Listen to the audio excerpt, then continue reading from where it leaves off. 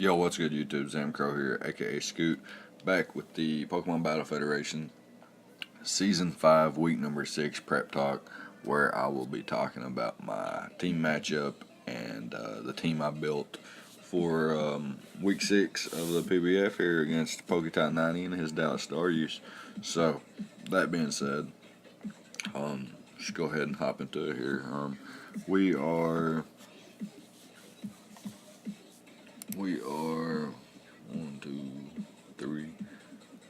3-1 going into the battle. We still haven't had our Week 4 match. We're 3-1 going into the battle,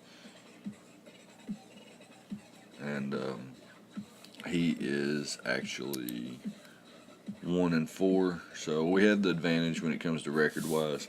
But he has a team that's fucking scary as shit. If you look on the screen there, you can see Azumarill, Hydreigon, which is a Z-move user, and Lucario as his first 3 picks. And his 4th pick, Galvantula, which backs those 3 up tremendously with sticky webs. And then their offensive prowess plus Galvantula's sticky webs is insane. Nihilego, Nihilego is pretty scary. Toxic Spike, Stealth Rock, really fast. Really good coverage. Delmize, Rapid Spin, basically 3 stab moves. Salazzle's pretty fast, dangerous with that nasty plot and dual stab, able to hit, able to poison types and steel types, which is really nice. Mega Aerodactyl, which is really fast, and Carbink, which is really nice. Has the ability to run Sticky Web Galvantula. His team is fast enough to function without webs, and potentially slow enough to function with like a Carbink Trick Room kind of thing, with Delmize and like slow Azu and Hydra, Lucario even, and Delmize obviously. Mega Aerodactyls can pursuit trap things, set up stealth rocks. So he has 1, 2, 3, 3 stealth rockers, some webs, potentially I guess that's it. I don't see any spike potential or anything like that. Really fast taunters like Mega Aerodactyl and Salazzle. I don't know if Galvantula actually gets it. Hydra does. Hydreigon does. I think that's it. So he has some really cool mons here that has some like different or strange and unique abilities to just straight up win games, like Azumarill and Lucario can just set up and win. I guess Salazzle's at that point too. If everything's weakened enough, Scarf Nihilego with a Beast Boost can run through teams and stuff like that. So I wanted to be wary of all this that I'm mentioning. First off, I'll go into more detail in a second. I bring a Choice Scarf Tapu Bulu. His only answer to the, like, Azu drops unless it's Sap Sipper. Hydreigon is taking a hell of a lot, and then I can switch out accordingly to whatever. Lucario's taking a hell of a lot from Woodhammer in the grassy terrain. So is Galvantula. Also drops to Stone Edge. Nihilego takes a hell of a lot from Woodhammer. Delmize takes a hell of a lot unless it's like max defense, which I do pack Toxic. Salazzle takes a hell of a lot, drops to Stone Edge. Aerodactyl drops, Carbink drops to the Woodhammers. So I thought Choice Scarf Woodhammer was really nice this match. We'll get into the EVs and stuff in a second. Next up is a Suicune, which is a sub-Calm Mind Protect Scald set. Basically, you can wear his team down. 1v1's his team, in theory, I guess. If I get enough Calm Minds up, then things like Hydreigon and Galvantula and Nihilego aren't even a concern. It's pretty good check to Mega Aerodactyl. Azu even could have brought Roar, but I didn't see Azu actually getting up a belly drum on any of my mons anyway, so I figured that I didn't really need to get it. And if it did get a belly drum up, then it would die as well because I would be attacking it. So obviously with Mono Scald, I can't really do anything to an Azu except maybe burn it, so I'm not really doing any damage to it. Basically, what I'm saying is this is one of the mons that Azu could take advantage of, bar like burns. My Charizard here is a Dragon Dance set with 3 attacks: Dragon Claw, Fire Punch, and Thunder Punch. I have enough HP and defense investment to where that I can live a +6 Aqua Jet from an Azumarill, which is pretty nice. Adamant max attack, no speed investment. Well, I got 16 EVs. We'll look into the EVs here in a second. Life Orb Crobat with U-Turn, Brave Bird, Cross Poison, and Roost, which is really nice. Can bypass subs, can really pressure his team. I'm faster than his entire team, minus Mega Aerodactyl. Can even outspeed the likes of Salazzle. And I'm not affected by Sticky Web, which is really nice. Next up is my Rapid Spinner to get rid of those webs at all cost. Got the Akaberry, Gyro Ball, Earthquake, Spikes, and Rapid Spin. Sturdy, Max PBF. We'll look into that in a minute, though. And Stunfisk, which is just generally nice. Can take a lot of hits from his team. Discharge, Earth Power, Toxic, and Stealth Rock. So basically, as you can see, I made it to where my team can't be like beat by a choice like Nihilego. My team can't be beat by a Galvantula getting up webs. I'm not going to lose to that because things like Crobat and Charizard don't really mind it. Can come in on a Galvantula and set up with my Charizard. And yeah, so anyways, I guess we can look at the team more in depth now and actually look at what certain EVs might do and whatnot. So basically, I only needed 216 EVs because at this investment I outspeed a Mega Aerodactyl while also not being outsped by things like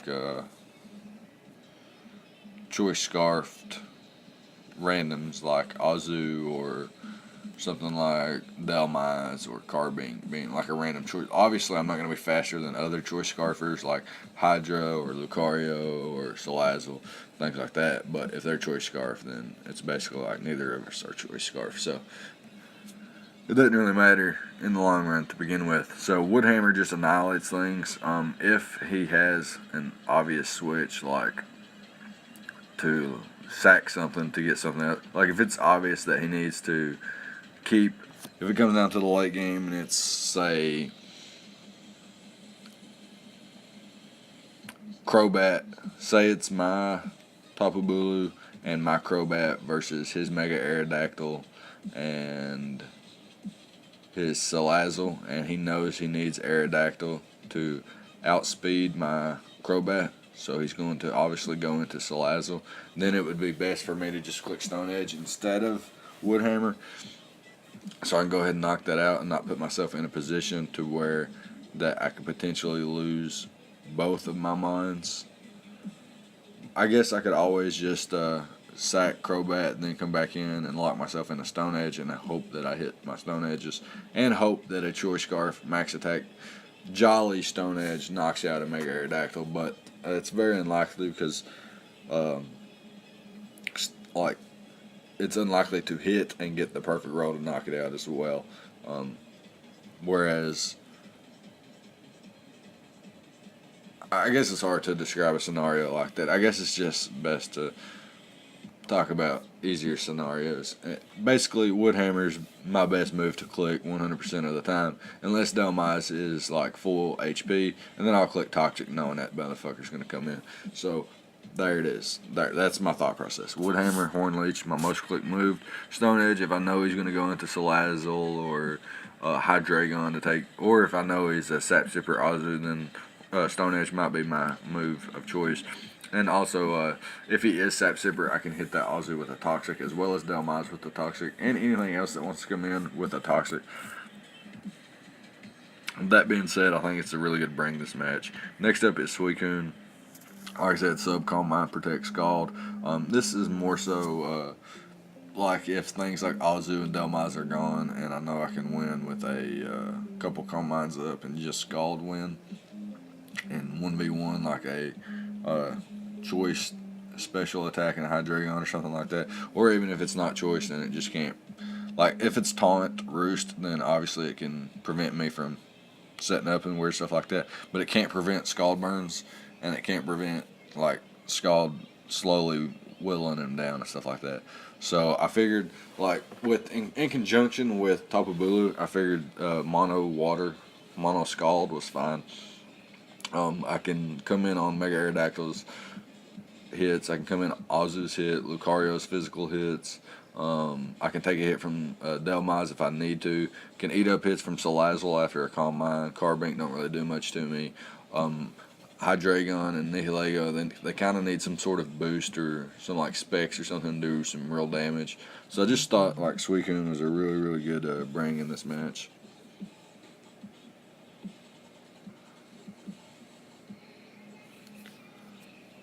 And so yeah, that's the reason I'm bringing it. And like I bring a defensive variant because it's my best check to make Aerodactyl. Like it can come in most suitably. Also go back a little bit. He has things like Hydreigon, Lucario, Nihilego, Delmize, Mega Aerodactyl, Carbink, which you get a little ground coverage, and Grassy Terrain, remember, weakens ground type moves that are Earthquake,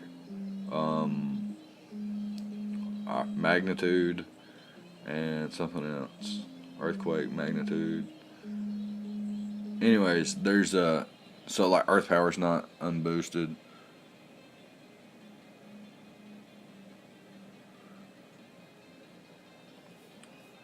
But yeah, you get the point. That's the point. So like, you understand what I'm saying. It's hard to spit it out. Anyways, next up is Charizard. Like I said, Dragonite set. Weird EVs. Basically, I don't expect Charizard to sweep because he could have Choice Scarf Nihilego, which revenge kills. He could have at this point he doesn't know it, but with my investment. Choice Scarf Hydreigon.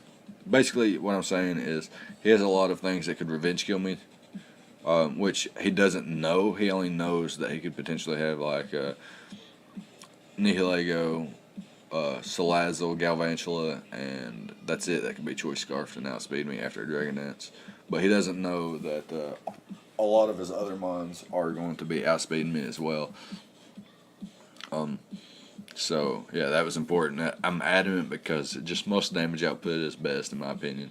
Dragon Claw, Fire Punch, and Thunder Punch really doing number to his team. Basically have the Thunder Punch so that the Azu can't set up on me. And that if he does set up, then, I'm hitting it with a Thunder Punch, it sets up, and it's getting hit with another Thunder Punch as well. So, it's really, it shouldn't set, if it does set up, I'm okay. And if it knows that it shouldn't, then I'm even better positioned. I got enough HP investment to take on Galvantula at any point in any game, whatever. Don't need much is what I'm saying. Bug Buzz is resisted, and Electric is resisted. All of its coverage moves are resisted. Hidden Powers aren't doing much, and then I could be Dragon Dancing, and then, you just lose. So I thought that was important. And I think I do have just enough speed to, 16 EVs put me at a position where I could, speed creep Azu.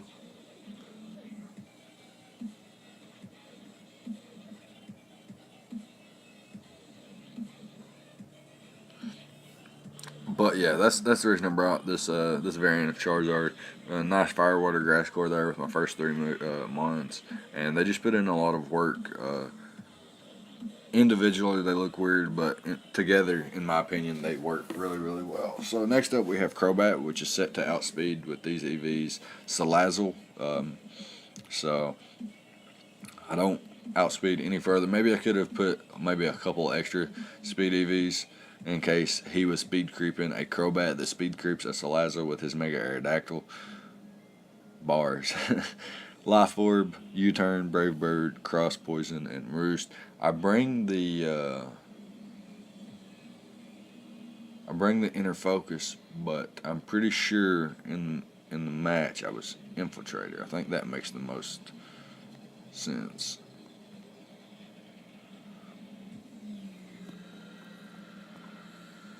I think that makes the most sense. I think Infiltrator definitely makes the most sense. He doesn't really have anything to flinch me with unless he was like Rock Slide Nihilego or something weird like that. U-Turn for initiative. Brave Bird to just nuke things. Cross Poison to hit things that Brave Bird can't hit. Most notably, super effective damage to Azumarill, which, like I said, I don't want setting up versus me. I pack Roost so that things like Nihilego can't hit me with Thunderbolt. I can outspeed Galvantula and roost up on a Volt Switch. I can roost up on a Hydreigon's predicted Draco Meteor, and then it's at minus special attack, and I can roost the damage off. And then it's doing less and less each turn. Nihilego's Power Gem could be roosted off, and it do not super effective damage. Yeah, that's basically it. Same thing for Carbink as well. I can make rock moves not super effective, so that's why I do have the roost there. Cross Poison also hits Carbink, which is really nice. Don't really have anything to hit Mega Aerodactyl with, but again, I do have pretty solid answers to that in Suicune, and if need be, like I have other answers, like for example, Fortress and Stunfisk, which I'll get into right now. Fortress is an Ockerberry set. I know I do bring the Ockerberry set like almost every week, but it seems like when I make Fortress a counter, say, are those the 3DS sprites? Oh shit. I didn't even notice. That's cool as hell. So Fortress here, like I said, I do bring the Ockerberry, but like I said, most of the time when I'm doing my prep and I figure out that, okay, I'm making Fortress a counter to this, okay, it's probably going to pack Hidden Power Ice, Fire, Hidden Power Fire, knowing that Fortress is the answer. So I just throw in the Ockerberry so that it can't 2-hit KO me, or so that it's only a 2-hit KO and not an OHKO. But yeah, that's basically my thought process behind that. Last week I was the answer to Latios. This week I'm more of an answer to Hydreigon, Galvantula, Nihilego to an extent, Carbink, etc., etc. And all of those could have like Flamethrower, Hidden Power Fire, etc., etc. So again, I'm going to pack the Ockerberry.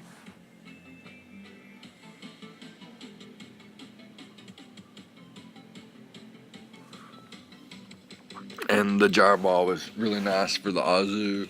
The Hydra, which have some speed. Well, Hydra has some speed. Lucario's hit by Earthquake. Galvantula hit by Earthquake. Nihilego hit by Earthquake and Gyro Ball. Most likely Earthquake, since it's like 4 times effective though, and I want to guarantee the knockout. Salazzle, again, hit by Earthquake, 4 times effective.